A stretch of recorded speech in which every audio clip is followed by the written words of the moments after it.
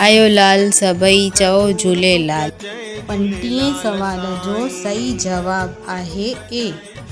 1020 भाद्र सदी 14 ते लाल साईं जी धरतीअ में समाइजी विया।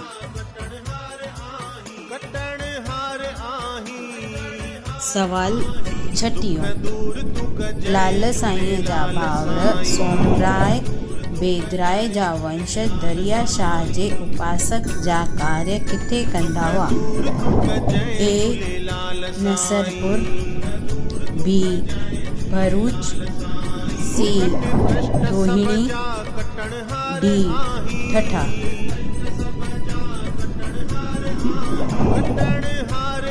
अहिड़ा ही ॿिया वीडियो ॾिसण लाइ सिंधी समाज एकता चैनल खे लाइक शेयर ऐं सब्सक्राइब कजो।